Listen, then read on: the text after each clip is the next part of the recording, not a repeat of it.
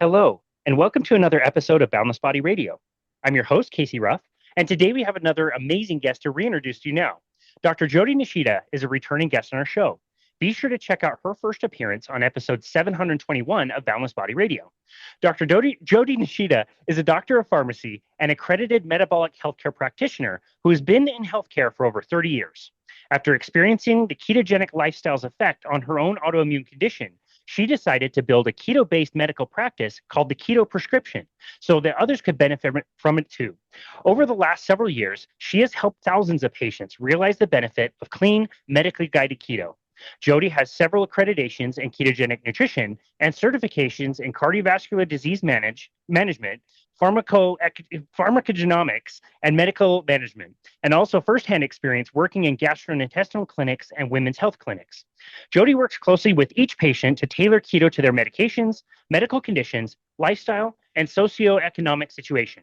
Health is not a one-size-fits-all approach, and we all have unique challenges. And Jodi believes that all of us are addicted to sugar and processed food to some extent, fueled largely by our food industry. So she has partnered with highly qualified psychologists locally in Hawaii to help her patients address the root cause of their eating behaviors. Dr. Jodi Nishida, what an absolute honor it is to welcome you back to Boundless Body Radio. Hi, Casey. It's always good to see you. Always good to see you as well. It's been a minute since the two of us have ran into each other at a Yeah, conference somewhere. yeah. Been way too long. One of the cool things that really surprised me about starting the podcast is I didn't realize how amazing it is to have something tangible after, right? Like you and I are about to have a conversation. We'll chat for, about an hour or so. And normally, like if you're with your patients or I'm with my clients, you're just passing the time and you're talking about stuff and it's good, but you don't create something that has like anything tangible. And it's been so cool to have all these different episodes. And sometimes I'll just scroll back through and listen to episodes that I've done in the past just for the hell of it, just to like listen. And I always like forget things that we talked about and relearn things and get different approaches. And yours is one that I've gone back to multiple times to listen Wow. to again, just because I absolutely love it. You were an amazing guest. You have so much energy and passion for this work. You came firing with so much spice and hot takes. I've listened to the episode several times. It's one of my favorites. I cannot wait to create another one with you today. So thank you so very much for being such an amazing guest. Oh, thank you. That's so nice of you. That's very encouraging. You Yeah. did a great job.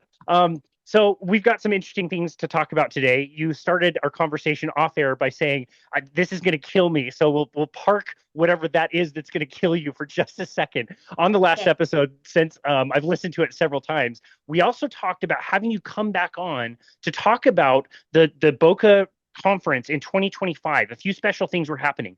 That has now been over a year and a half. So I don't expect you Yeah. to remember everything, but there was a few unique things about that conference. I wonder if you can recollect things that have happened in that conference and things that stand out to you. Yeah. Well, our focus day, right? The first day was specifically on women's health. And I mean, we had great speakers for that day. Dr. Andrea Salcedo, what is Lily Johnston's mom's name? Anyway, everyone gave such great talks about women's health because it's such a misunderstood, misrepresented, and mistreated area of medicine. Just the whole hormonal picture and perimenopause and menopause, and is hormone replacement therapy safe? My talk was focused on environmental toxins and how these things can be driving things like infertility in women as well, and so it's just nice that at these conferences we can have a focus day. Doug and Pam and I in the past had been bouncing around the idea of having a SMHP conference in Honolulu. And we were going to actually spend 2 days on women's health. I mean, we were going for it. We were planning it. We were pretty positive that we would get good turnout for that because everyone loves Hawaii. But when we priced it, it was just way too high. So that's why we ended up doing it in Boca. Got it. Yeah, that's very interesting. You also mentioned meeting with other doctors. It sounded like you were going to have like a 2 hour kind of conference with just the doctors to discuss issues and how Yes, to like share the message. Yeah, can you tell us about that? That sounded forgot super about that. That interesting. was It's like been a long time. It has. And, that was something I had been asking Doug w- because their conference is designed, which is a great thing, where providers and patients and the public can all sit together in one room. Um, what I had been asking for a little while was, can there just be one breakout session just for providers? And whether that plays out to be like support group for the doctors or just helping each other bounce around ideas of payment structures or insurance reimbursement. He finally granted me that. And I mean, the turnout, the room was just packed.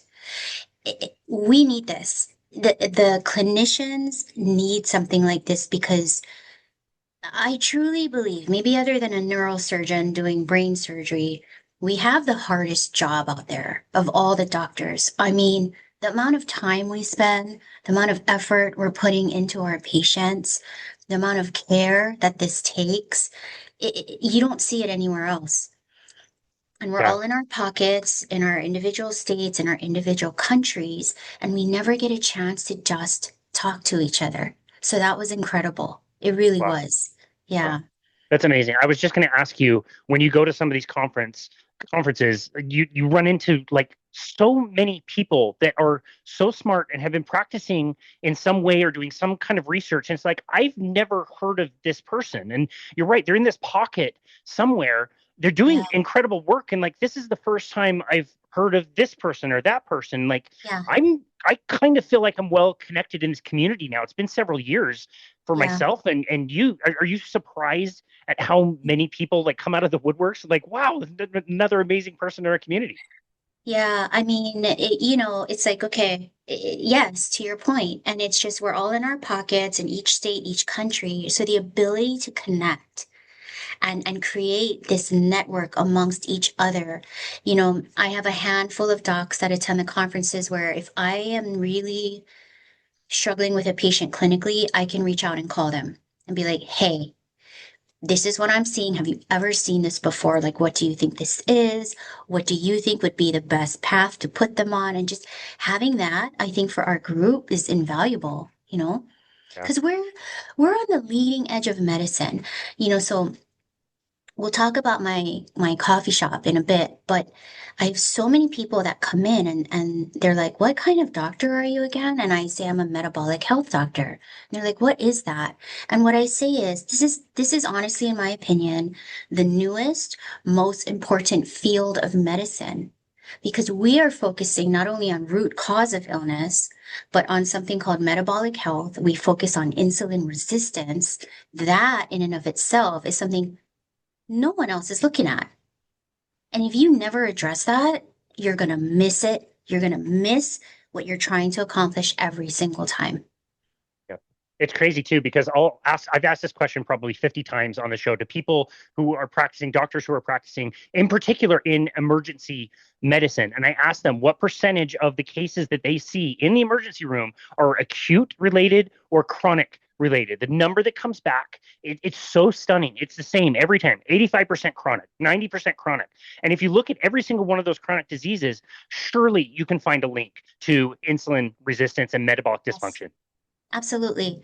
And, the answer I get from some of my non-metabolic health colleagues are, well, we didn't learn about insulin resistance in school. And I'm like, neither did I. I'm 53 years old. So now learning, you know what I mean? Like, that's no longer an acceptable excuse, in my opinion. But it's just sad because if you're a doctor and you're working for a health system, you are literally told in meetings, you are not allowed to spend more than 10 minutes with each patient. And you get dinged if you do. So you only have time to look at labs and prescribe in a 10-minute window of time. That's it. That's all you can realistically do. Yeah, it's too bad. We realize there are limitations with the system itself, and doctors are having a tough time to practice medicine in that Yeah. way. But at the same time, you have to realize that both things are true. Like, yeah, you can get stuck in a system, but also, yeah, you can do what somebody like you did and like learn about this stuff and maybe change your approach and make it work. And people are doing that, and you're doing that. So I really, really appreciate that. I did have one other item from our last conversation that I wanted to ask you about today.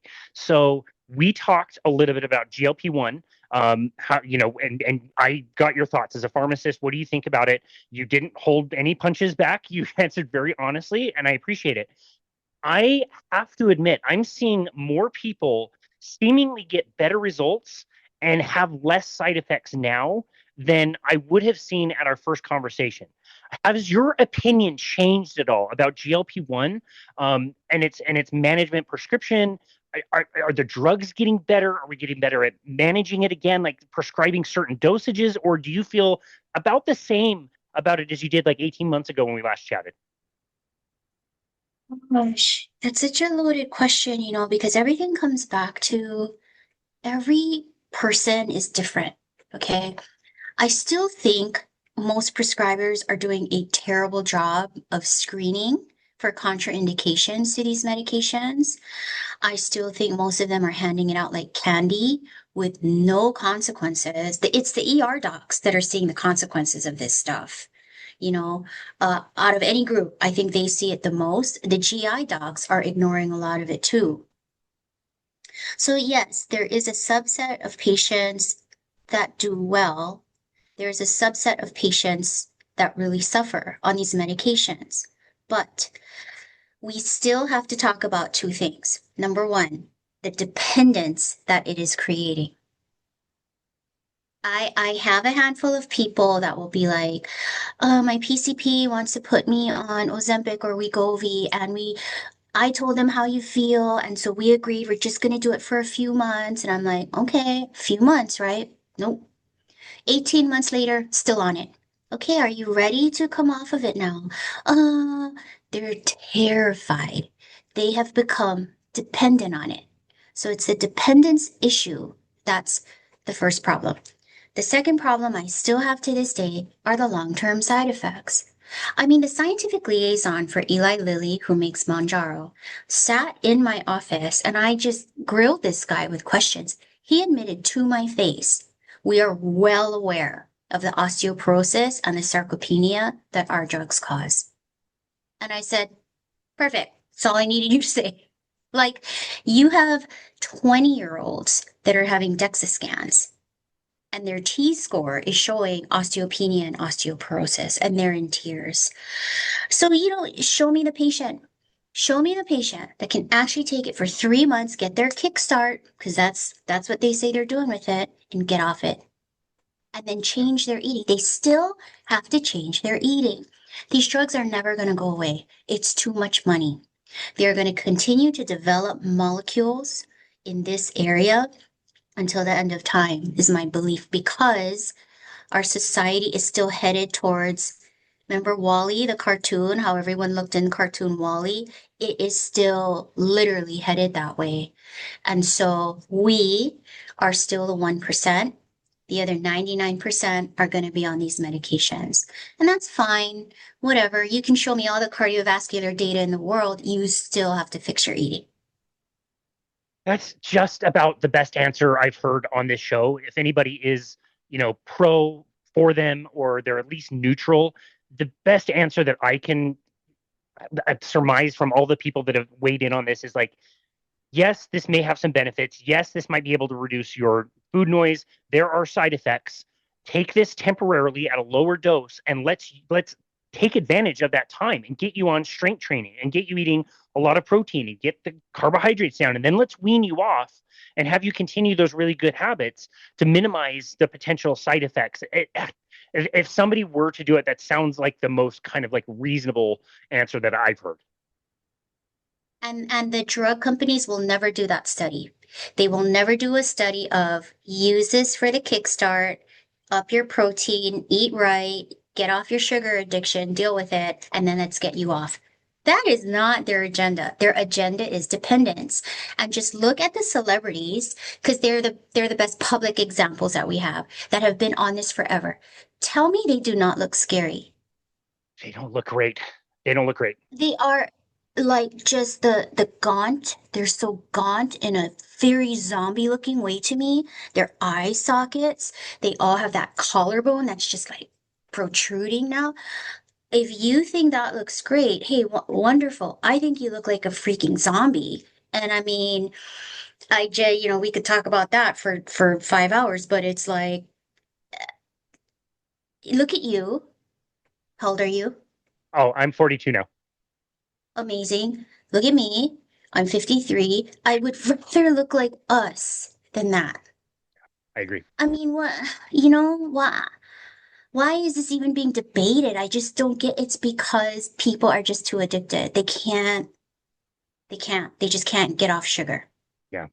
Well, I appreciate your opinion so much on that. And I was going to tell you earlier, you lost all credibility with our audience when you said you were 53 early in this conversation. Clearly, you don't look a day over 25 or something. You're actually absolutely radiant. So I really Thank you. appreciate that. It's an important thing because I think it's enticing for a lot of people. And I see people who take it and they do lose weight. And so Yeah. it like they work to some extent, but there's so many other things to consider. So I really appreciate your opinion there.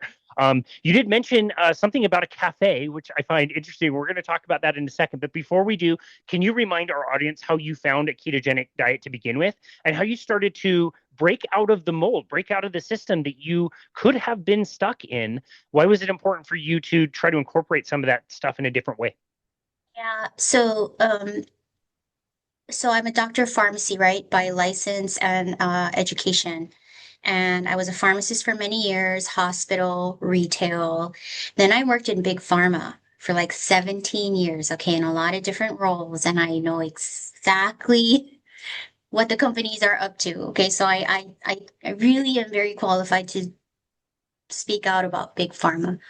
I'm not saying they're the devil. I mean, antibiotics, if you have pneumonia, are very important, right? But they're a business and they're not gonna make billions of dollars a year if everyone's healthy. So just let's leave that there. I had a very severe autoimmune condition. I used to have to inject myself in the stomach weekly for my autoimmune condition, and I did that for 13 years. My rheumatologist told me I would be on medication forever. I would go from one injection to the next, eventually end up on IVs. He made me very depressed. I was having side effects to everything. And my dad, who I actually had not spoken to, I don't know if I said this last time, for 13 years, had a heart attack. So who do they call? They call me. Um, Being the nice, forgiving individual that I am, I showed up at the hospital and we were able to reconcile over his hospital bed. But I was just saying this in passing to a colleague who is a neurologist that uses the ketogenic diet in his patients with epilepsy and autism. And I was talking about my dad, and he goes, you know what, you should put him on keto. And I said, what is that? He goes, just look it up. And I looked it up, and I was like, wait a second. Is it me or is this absolute common sense? Like, this can't be, right? Tried it out, created a program for my dad. I was going to be his buddy, and in being his buddy for keto, and I was not doing it right back then. My autoimmune condition went into remission, and I have not had to do my injections ever since then. And that was what, 10 years ago. Wow. So, yay. Yeah, that's amazing. You've been able to maintain a ketogenic diet for 10 years. A lot of people say it's not maintainable, it's kind of a fad. You've been able to do it for that long.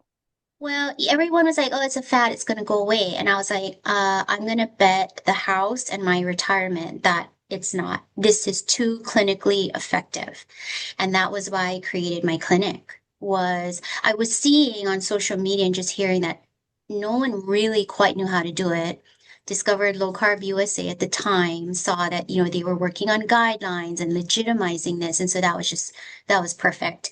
And SMHP has just done so much work, Nutrition Network, and the research and writing papers, which I'm supposed to be doing, but I just haven't had time, is publishing a paper on this. But you can't refute it anymore. I mean, if you still are adamantly refuting this, and 90% of the doctors in Hawaii are, you have literally dug a hole in the sand and stuck your head in it. Seriously. At this point, absolutely. Yeah, 100%. Yeah.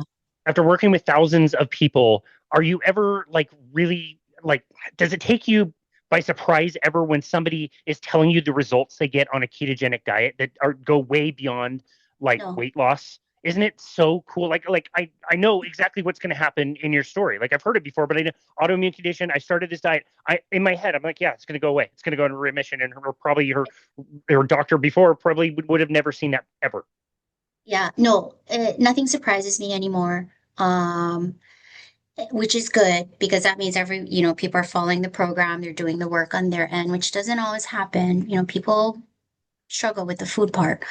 But and I tell my patients, don't do it for weight loss. We're going to make that the secondary goal because if that's your primary goal, you really are still not getting it, in my opinion, right?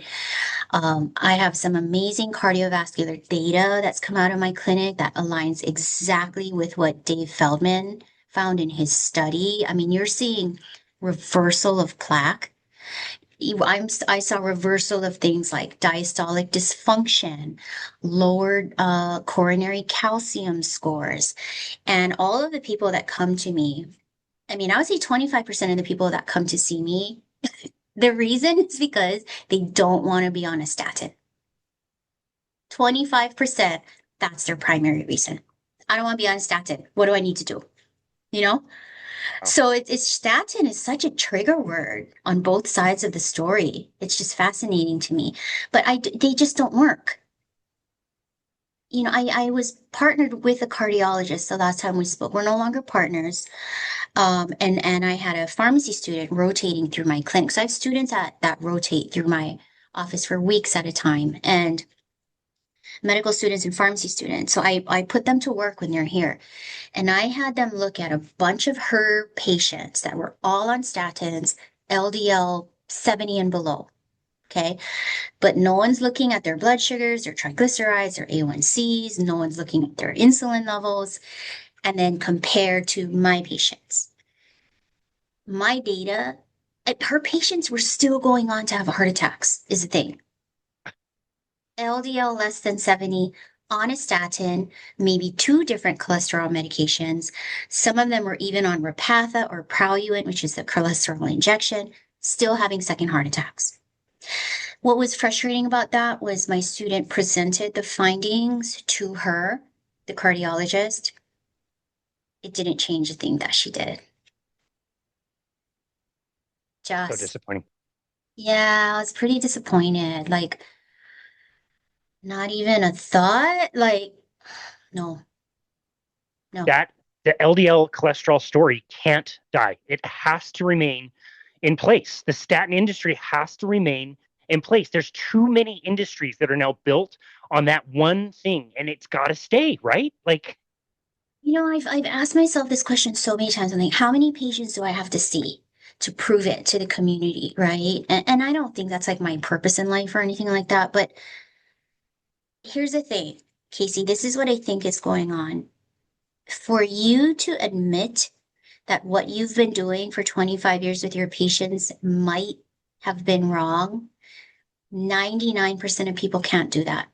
They can't and they won't. Whereas us, we're like, holy crap, we've been doing the wrong thing. We better like do a 180 and change it. They won't do it.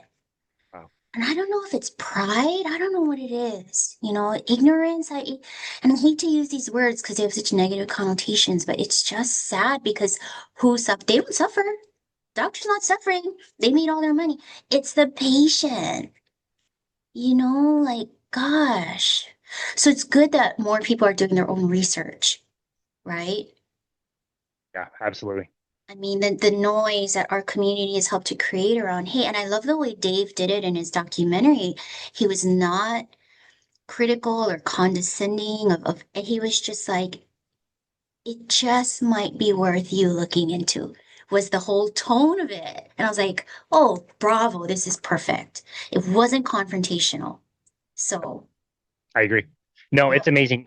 One of the stars of the show, Robin Dobbins, is now like a client of mine. I work with her once a week. She's been a really great friend. I met at a conference, Low Carb Denver 2023. So we get to talk about this stuff all the time. And her whole journey started because even though she had bipolar, her cholesterol was a little out of whack. They recommended a statin, and she didn't want to go on a statin, which then led her and her husband to discover Vinnie Tortorich and no sugar, no grain, and SNG. She lost Yeah. a bunch of weight. Then her bipolar symptoms started getting better and better and better. She got off all medications and she doesn't take anything. And all of that started because she didn't want to get on a statin. See, to our point, right? I mean, it's just, but I think, Casey, that this patient group that we deal with, it's just going to get bigger and bigger. I think everyone is waking up to the fact that medications might not be the best thing, and it's not going to necessarily happen in their 20s. My average patient is 55 years old, but at some point, people are like, "I'm just tired of this. It's not working." Yep.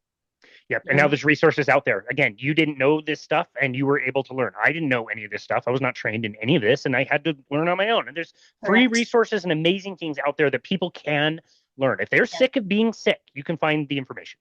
Oh yeah, absolutely. Yeah. Yeah. Well, you start your clinic, you practice in a different way, which we talked about in our last episode. Are people coming to your clinic knowing exactly what you do? Do they know how you work with people in a different way? Or will you get the random person that just like found you and they could have just as easily gone to the place next door, but they come to you and know nothing about this? No, most people have done their homework. The people that come to see me, they are ready for a lifestyle change. Because if they're not, I actually don't want to see them. You know what I mean? Yeah. It's a waste of both people's times, right? So they've done their homework. They're tired of being prescribed a medication every single time they see their doctor. They're tired of waiting an hour only to be seen for 5 minutes. They just are tired of the overall model. They've listened to a bunch of podcasts. They've read a bunch of articles. And so, or, or it's word of mouth because Hawaii is small. So we're a big word of mouth community. They know someone who has worked with me and they've seen the results that this person got. And they're just like, I want that too, you Okay. know? Yeah, that makes sense. You'll understand why I asked that question as we start to talk about the cafe. So you are automatically just based on the clinic, you're self-selecting for people that are extremely motivated. They're ready to go. They're ready to make a change. You started a cafe. What kinds of challenges were you seeing in clinic that made you think, hey, maybe we have to do something a little bit different and even get certain kinds of food to people? Like how did all of that kind of progress to you deciding you were going to get into food, which you told me might kill you? It might kill me in the process. I was asking Casey before we started recording, have you ever worked in food? Like it is nuts. Well, so over the years, right, I've developed a bunch of handouts, which I think are great handouts. They're exactly what people need and are looking for to do this right. And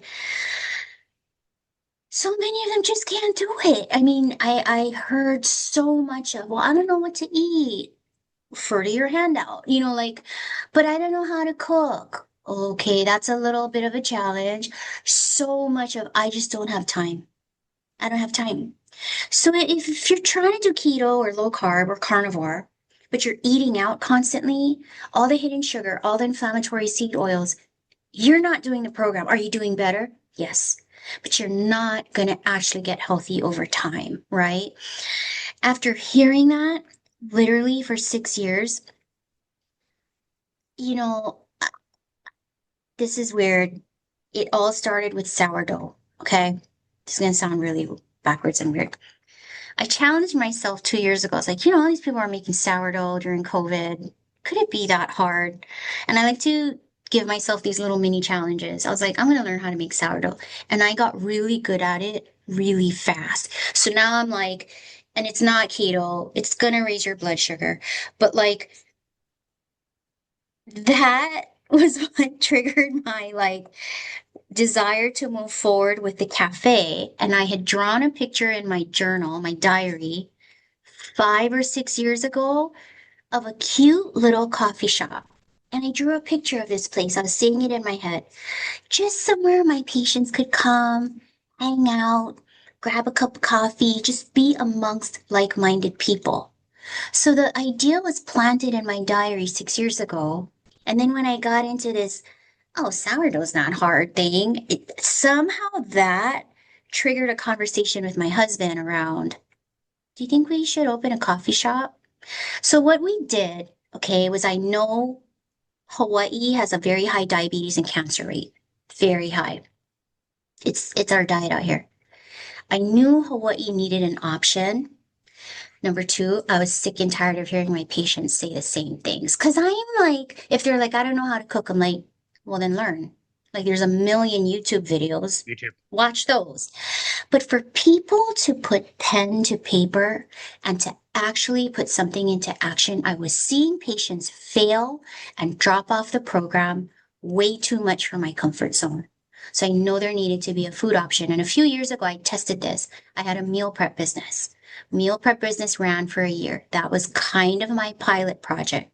Can I, Jodi, actually do a food business? And it was very successful. Then my executive chef had to relocate to Miami and I had to shut it down. People were devastated. They were like, what am I going to eat? And I'm like, cook. Can't do it. So all those people fell off the wagon. So seeing this, right, is what really made me think, am I going to be a crazy person and pull the plug on this and actually get a brick and mortar and do this? So only because I have an incredible husband am I able to do crazy things like this. So yeah, I mean, Hawaii is unique. I created a low carb menu that would appeal to the people here and the things we like to eat, like a local moco, for example. I figured out how to keto-fy a lot of things over the years, 10 years of doing this. And we offer maybe 12 things on our menu. It's not huge. It's breakfast, brunch, lunch. All of our espresso and matcha drinks are no sugar. You can add a little bit of honey or stevia to it if you need to sweeten it. I don't offer oat milk, soy milk, almond milk for very specific reasons. We only have whole milk and we have a very specific brand of canned coconut milk with no gums in it. Okay, so like it but we're doing well. I mean, we are doing so well, Casey.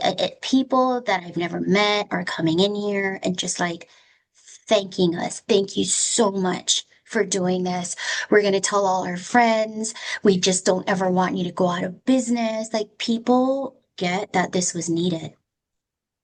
We have our regulars. I mean, it's just, this has been a ride. We actually make 1 year on June 11th that we've been open.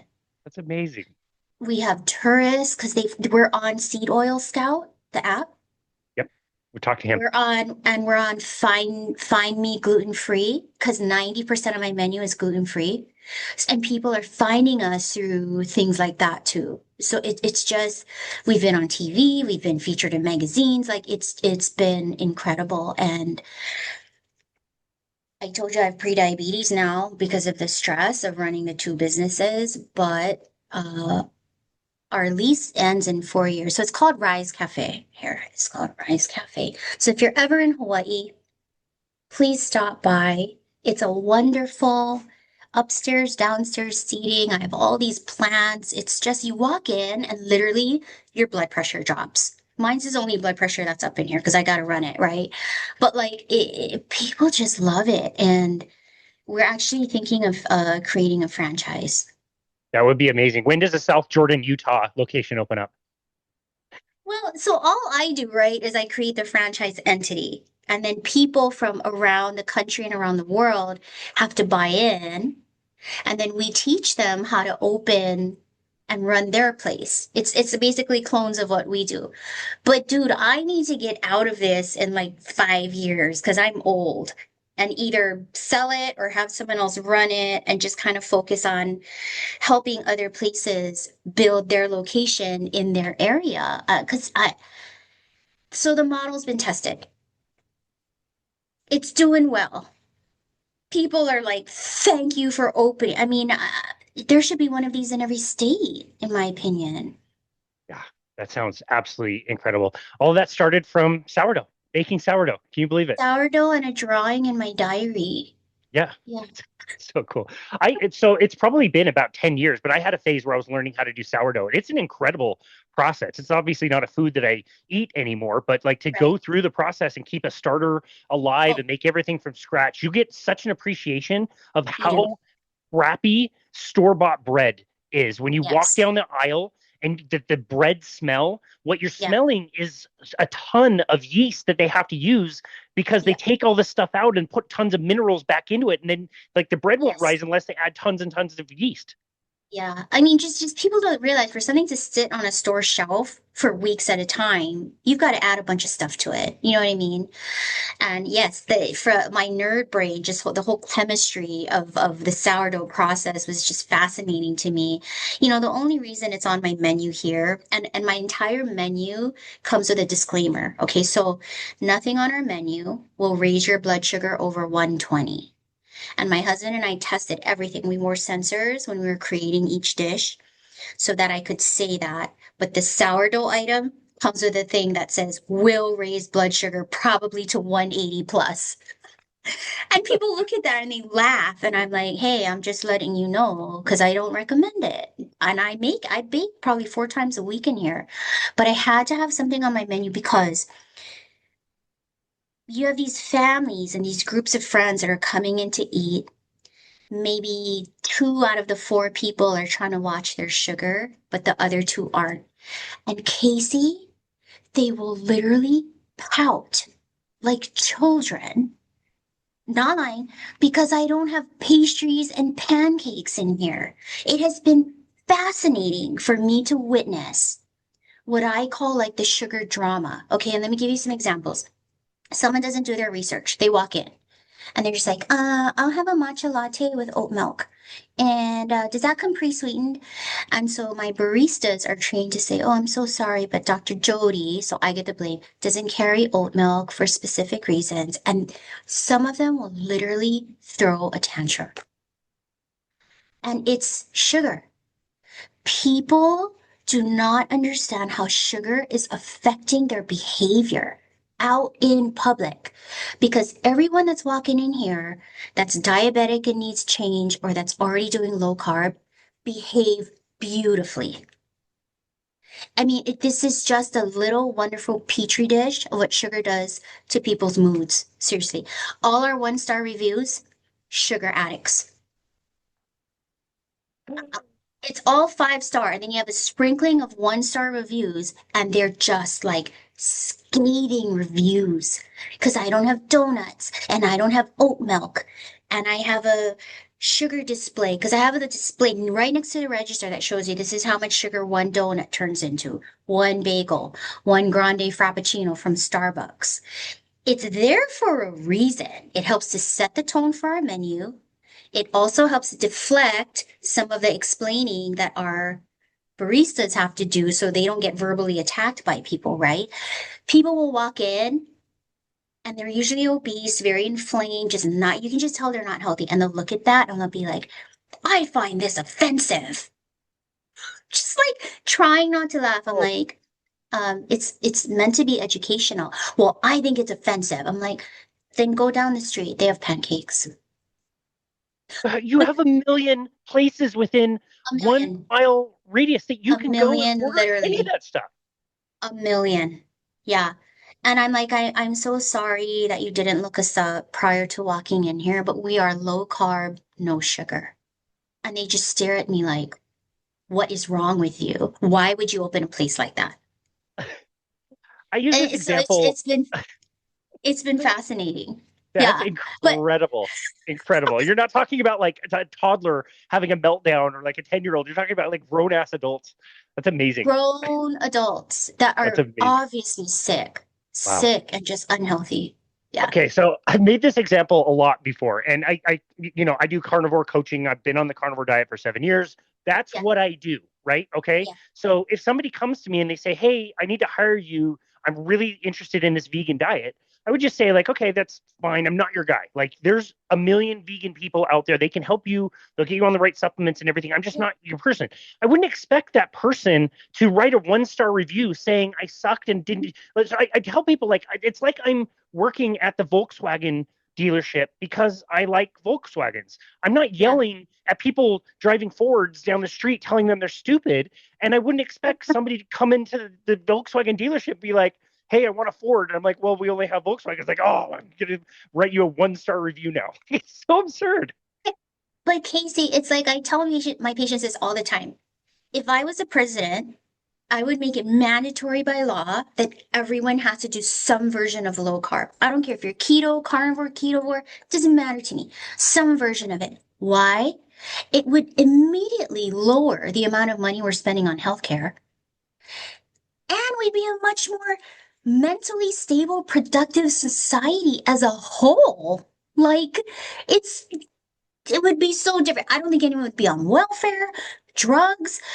There would be less crime because what these foods and these toxins are doing to people's mind is just unbelievable, Yep. you know? Yep. And And that's my thing with the GLP-1s. yeah. Has anyone looked at what it's doing to your brain? Because when these people are not eating, and then when they are, they're eating the wrong thing, you are so nutrient deficient at that point. Let's talk about that. You know what I'm saying? Yep. But the socioeconomic impact that this has, it it just needs to be looked into.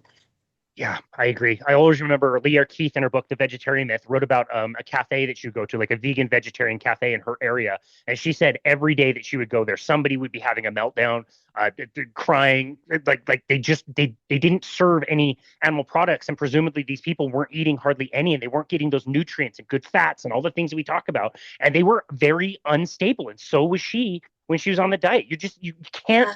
regulate your thoughts if you don't have those nutrients. No, and I mean, like I said, we see it in the behavior here, and I'm a no BS kind of individual. So like when people start throwing tantrums in here, I'm like, I mean, if you're ever bored, go to our Yelp page and read some of my responses to these one-star reviews. I will like very subtly like shame you and just like rake you over the coals while using your review as an opportunity to educate the public. Like it's just I I'm, love that. I'm bad that way. But I I mean, am linking that for sure. Anybody can go down to the show notes and find that. I made a note. I'm linking that for sure. That's amazing. Oh yeah. boy. Okay, so it sounds like the menu is what do people say who again are on the other side? Like they come in, knew nothing about keto or anything, and you have the special menu. Let's assume they don't freak out. Like are they happy there? Do they find foods that they Yes. enjoy that they like? Yes. So like steak and eggs is a popular item at our cafe, and it's hilarious because it's just steak and eggs. I mean, we do sous vide our steak, so it's more tender. I make a killer chimichurri sauce, so that goes on it. And we cook our eggs in real butter. People will come up to me and be like, that was the best eggs I've ever had. Is your chickens laying these eggs? I'm like, oh no, my chickens don't lay enough eggs to supply the cafe. And they're like, I'm like, it's because we use butter. And they're like, they then immediately realize how many places they've eaten at that doesn't use butter anymore. That is the secret ingredient to why our eggs are so good. Butter, and they're like floored. I mean, they'll come back just for that. My husband makes an unbelievable brisket. So something called fried rice is big here. We're very Asian influenced in Hawaii, so rice is everywhere. And so we use cauliflower rice and I season it and stir fry it in a way to drain off all the moisture. I have all these wives that trick their husbands and they eat here and they all get this brisket, fried rice. And at the end of the meal, the wife will tell them, that wasn't real rice. And the husband will look at them like, what do you mean? And they'll say, that was cauliflower rice. And they're like, what? That was amazing. So like, it's such a good bridge. Um, I do try to get most of my patients to be very carnivore leaning at some point in their journey. The cafe is definitely more keto, but I think this is important so that people can come in and be like, you know what? I could eat this way. That's the purpose of the cafe menu. That's amazing. Wow, that's That's the amazing. whole What about point of it. what about cost? A lot of people will say like, "Oh, I people aren't cooking eggs in butter because it's too expensive to use the butter. That's why they use maybe a different cooking oil or vegetable oil or whatever." What have you found about the cost? How do you manage that? Okay, so for example, you know what a chaffle is, right? Yep, yep. So yeah, Okay. you can explain it if you want. Yeah. I mean, it's a chaffle is like cheese waffle. So it's some combination of egg, cheese, almond flour, a little bit of almond flour, that's everything. So I have a chicken and chaffles on my menu. Okay. And it's completely gluten free. It tastes amazing. Like it's one of our best sellers. And so almond flour. Oh, give me a sec. I have it written down. I was going to do a post on this. Yes, our ingredient costs, Casey, are ridiculous for some things. Um, Let me read this, and I'll explain how I offset this. Almond flour is 22 times more expensive than regular flour. Something like stevia or allulose is 63 times more expensive than sugar. Pork panko, which is used as a breading, is 29 times more expensive than regular breading. And extra virgin olive oil, which is the only oil we use, we don't use avocado oil in here, will run you 5 to 10 times higher than canola or soybean oil. Okay, Wow. so how in God's name am I making a profit in here? So my clinic income, seeing patients, does help to subsidize the cafe in that because I'm running actually three businesses out of here: clinic, cafe, and I restarted the meal prep business. Three streams of Oh, income wow. in one address. Okay. You got to do that in Hawaii to survive. I'm not exaggerating. Believe you. My clinic income helps to make it where even though I have these higher ingredient costs, I don't have to raise menu prices. You could Wow. literally call this my form of community service because that's what it's starting to really be at the end of the day. If you can make a business profitable in the state of Hawaii, this is going to be unbelievably profitable in any other state because our cost Wow. of living is probably the highest. Yeah. We got to ship everything in. Do you know how much that adds to the price of something as simple as milk? Yeah. Yeah. Not cheap. No, I've got clients in New Zealand, and for them to get normal everyday items from here, their shipping costs are Yeah. insane.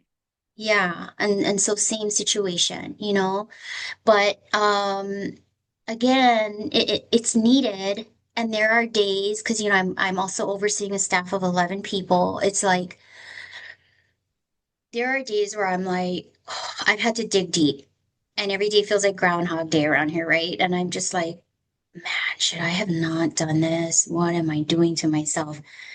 But then you get all these people coming in and they're so grateful, and that's the currency, right? That's what keeps you going.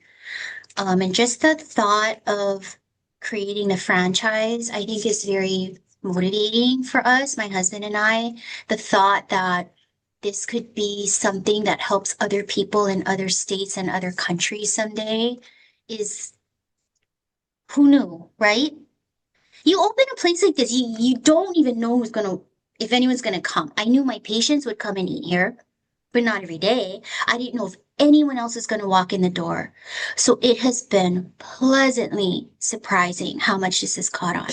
That is amazing. This is why you're one of my favorite people. I absolutely love it. A little, maybe a little crazy, but yeah, with that kind of mission in mind, I don't think you can fail. It's such an Mhm. amazing thing that you're doing. Now, you did mention a cost. I'm glad that you're willing to even mention this because I don't think it's talked about enough in the community, but there is a level of stress that comes with managing three businesses that is now impacting your blood sugar. Talk to us a little bit about the impact of stress and how that might be surprising for somebody who maybe is already on a low carbohydrate diet and thinking they're doing great and they've got their blood sugar all the way under control, but stress also plays a part.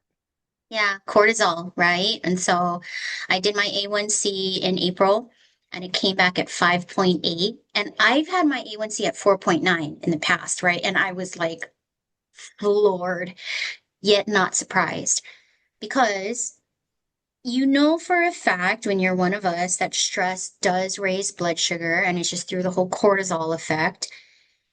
But unless you're in this type of situation, you don't know how much. Okay, so I get my A1C 5.8. I've been extremely stressed over the last 8 months for a variety of reasons. It's not just running the cafe, right? It's dealing with people. It's you make the schedule for 2 weeks, and after you make the schedule, five of your workers are like, "Oh, I need this day off for blah blah blah." I mean, you would be surprised how many shifts I have to cover. I mean, my patients, my friends are like, "You're the fry cook again today," and I'm like, "Yup." Things like that, right? So I have to be fry cook, prep cook, barista around here on any given day.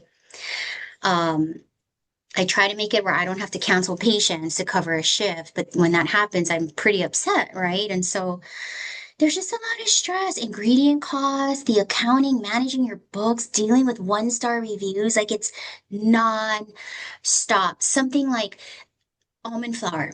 For some reason, there might be a week where you can't get almond flour anywhere from any source. And you're like, oh no, what am I going to do? So my A1C comes back at 5.8. I stick a lingo in my arm. The very next week, I'm supposed to fly out for 3 days to visit my son, who had just moved to Georgia. He's going to be a pilot. So he's living out there as a flight instructor to get his 1,500 hours in.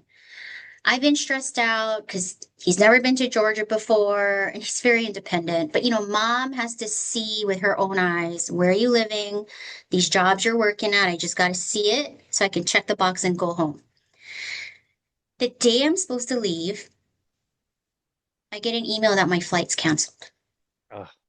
My direct flight to Atlanta is canceled and I paid for an upgrade, mind you. So now I'm livid, right? And I'm having to call Delta and they're like, oh, we've rerouted you through Seattle. Ugh.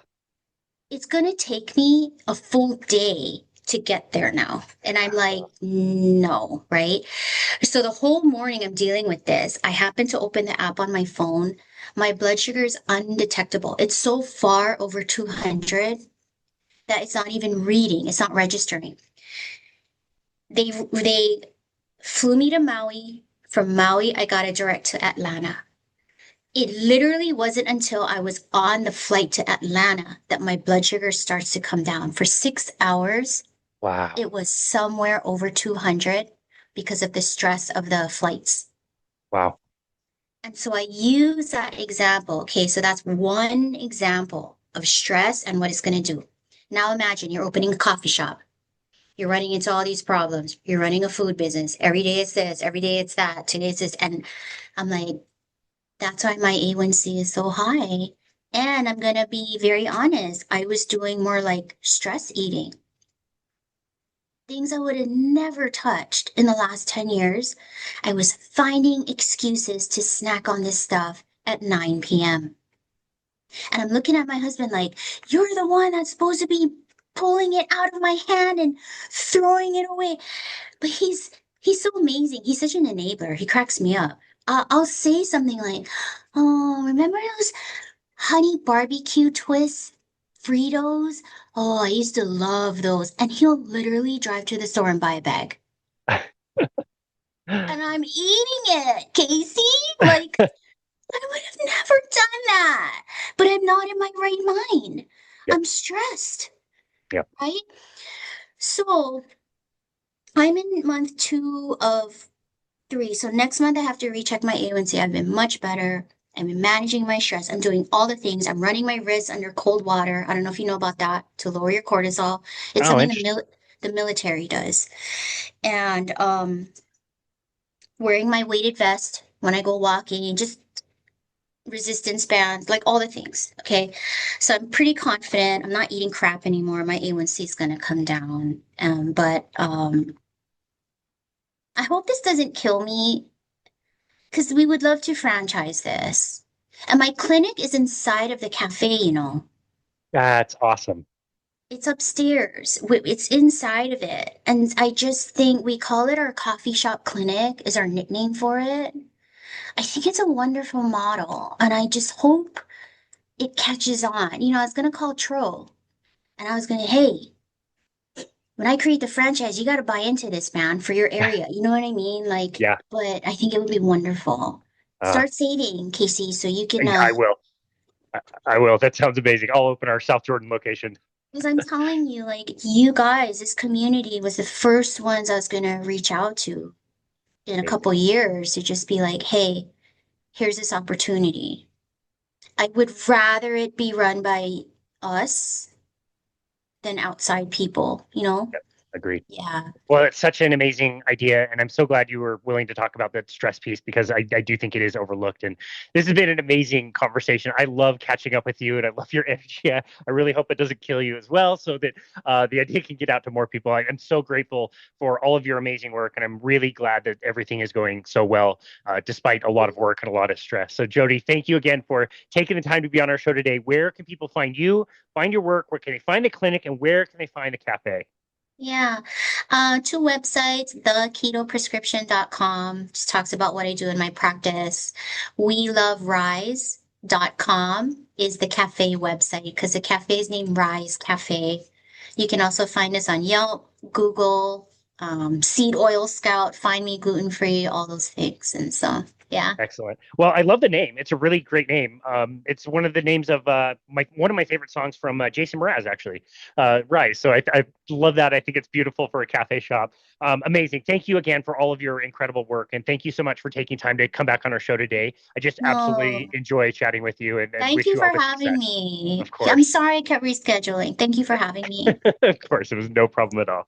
And this has been another episode of Boundless Body Radio.